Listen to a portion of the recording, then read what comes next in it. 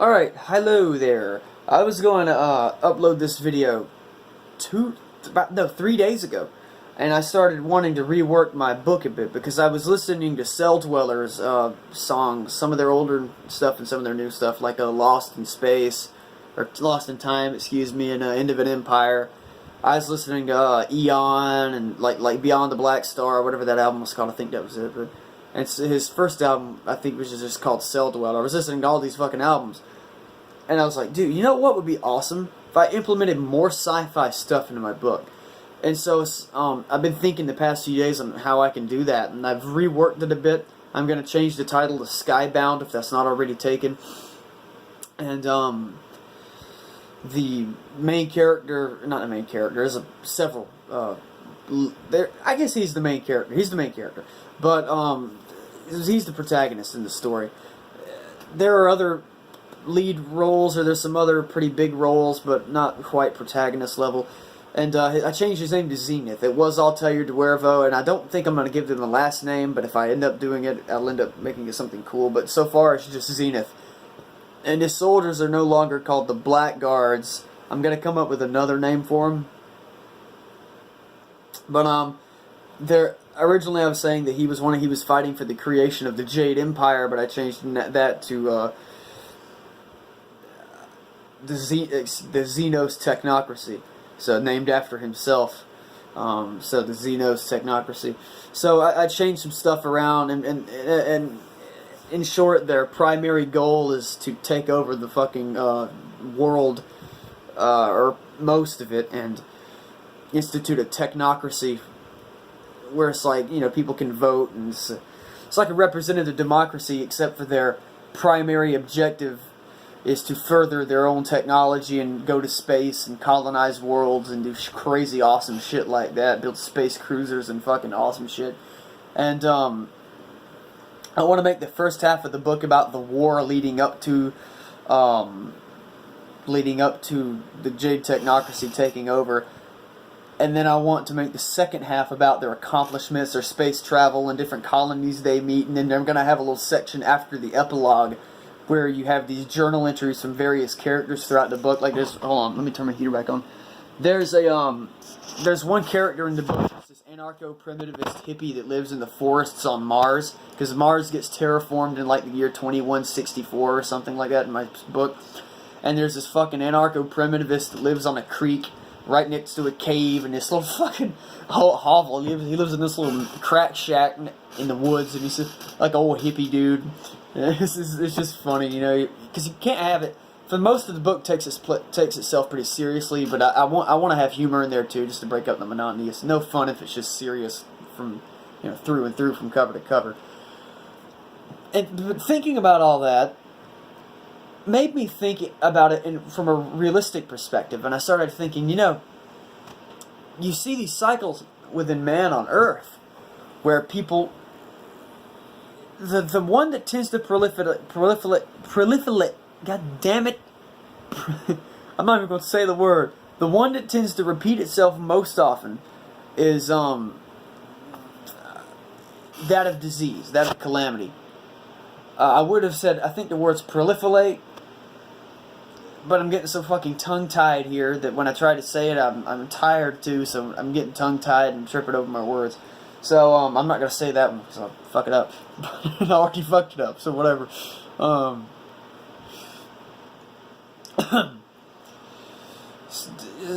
Disease, right? You see it in Africa right now with Ebola. Ebola's tearing through down there. Doctors can't help out because it's a civil war zone. They're getting shot. Ebola patients are being used as bioweapons to, you know, they're sending them out there coughing on the soldiers. And it's just relatively a bad fucking situation all around. And then you look at something like the Dark Ages. You have Rome. It's like this amazing golden age, and then all of a sudden everything just goes downhill. And you see it kind of happening with America now too. Things are going okay under Trump. After Trump, who gets in? You know, I don't agree with everything Trump's doing. I think overall he's an asshole, but he's smart on economics and foreign policy. That's his main things. He's a dumbass and everything else though. Economics and foreign policy is his strong suits. Obviously, the dude's a billionaire. He's not stupid, but he's an asshole for, you know, I don't like his attitude at all. I think he's got too big of an ego. But as far as president goes, though, he's an alright president. But what happens after him? You know, who gets in there? It could just be the next Commodus, like Commodus of Rome, totally. Right after Marcus Aurelius, he was one of the greatest emperors Rome ever had. And then here comes Commodus, like just a couple of years later. Within 10 years, Rome's fucked. You know, he destroys their economy and everything. You could easily have that now. You could have somebody right after Trump, maybe an Alexandria Ocasio-Cortez sort of socialist figure gets in there and fucks everything up. Now, I started thinking about this, and it was like, my God. If let's say Ebola breaks out. Let's use that example. Ebola breaks out. Let's say Ebola gets to, like, Mumbai or something. Let's say it tears all the way through Africa. Let's say it reaches South Africa. Let's say it tears all the way through Africa. It's not like it was 200-300 years ago where the world's mostly secluded off. You know, isolationism rules, and if something happens in Africa, you're going to survive elsewhere. I think what would happen now, say some dude, say you go to Mumbai and it's Ebola-ridden. Well, if somebody that's Ebola-ridden could easily get on a plane in Mumbai and come to New York, infect all of New York, New York's fucked, and then before you know it, the whole world's engulfed because a lot of traffic comes in out of New York. Can you imagine how many people would get... In Atlanta, too, can you imagine how many people would get on the Hartsfield-Jackson Airport and go over to Japan or England or something? All of Europe will be fucked. And I was thinking, if humans were to colonize other worlds, and I believe we will start by 2030, if Elon Musk's plans go according to plan, he wants to build this gigantic colonization rocket, send it off to Mars by the year 2026. That would be incredible.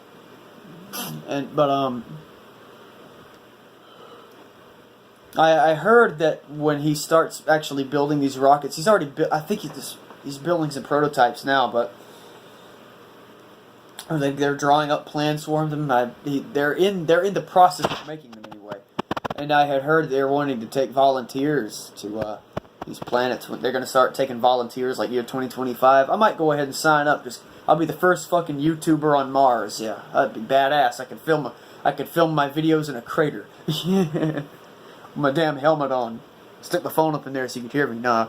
But I'll probably wait a little while. The first wave of colonists will probably be fucking doomed. I'll probably wait till maybe wave 3 or 4.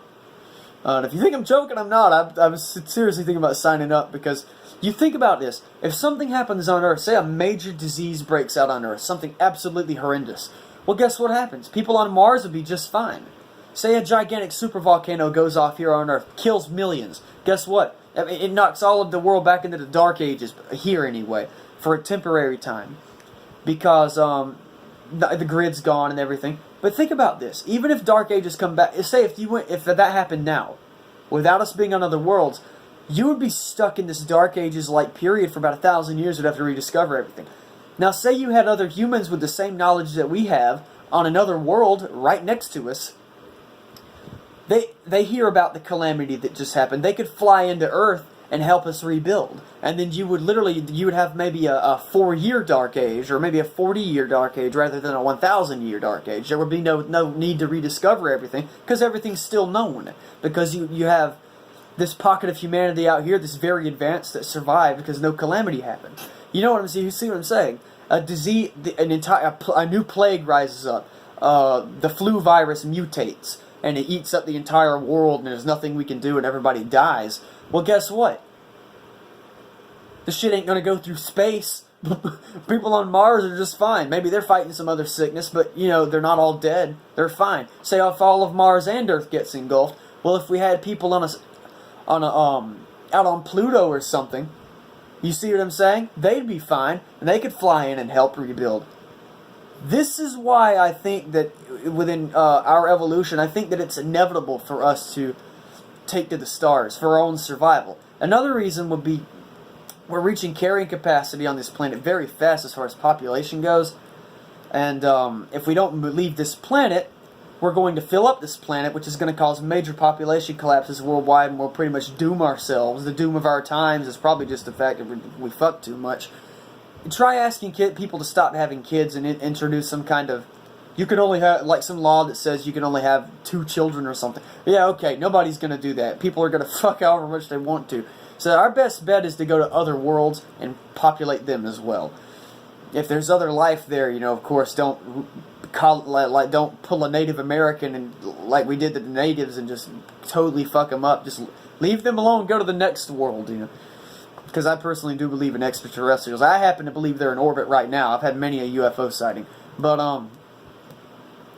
yeah. I mean, I'm just thinking out loud here. You know, I'm not trying to really get a message across in this video. I was just thinking out loud, and I thought it'd be interesting to let you know what I was thinking about. Also, I hadn't uploaded anything in a few days, too. I mean, I've been working on that book, so...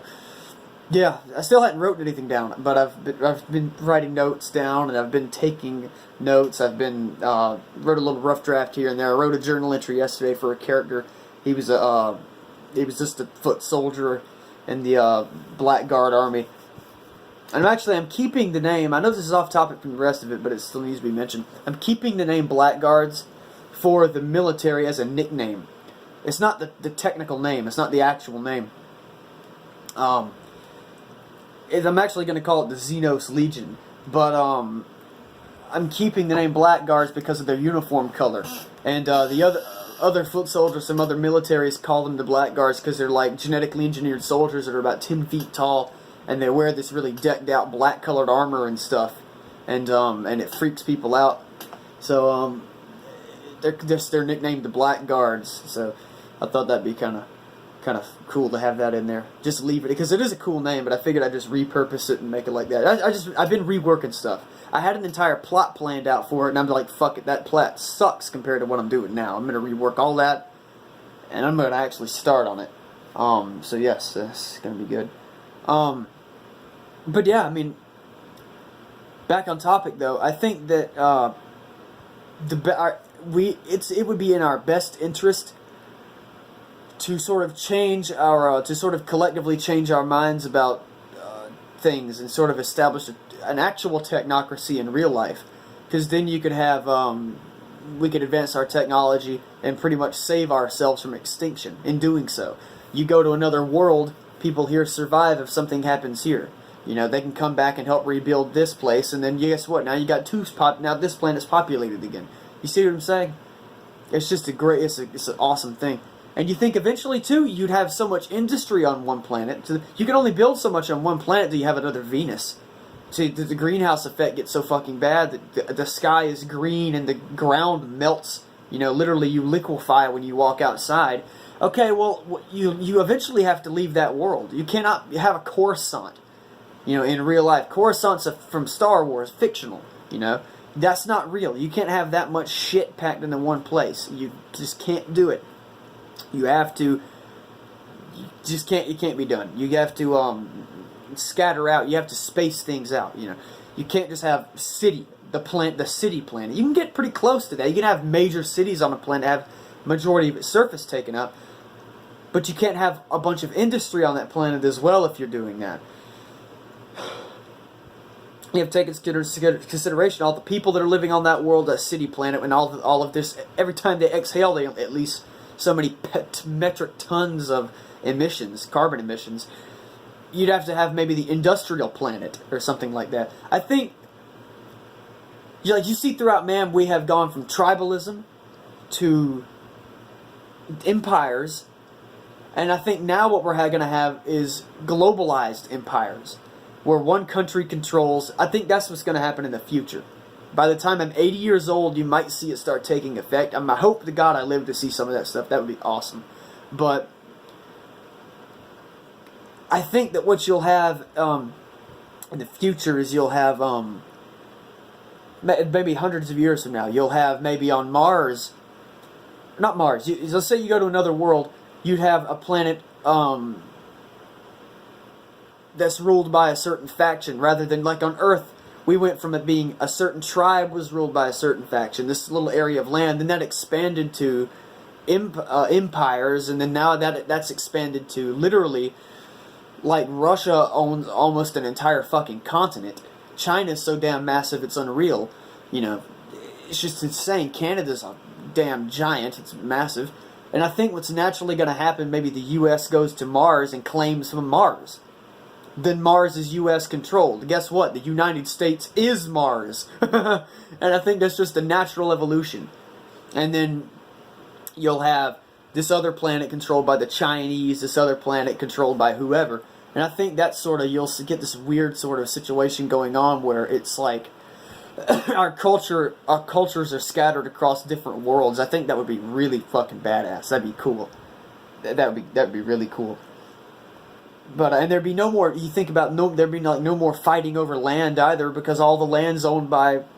I mean, maybe some sub faction rises up, like some little faction tries to take power and they fight for land.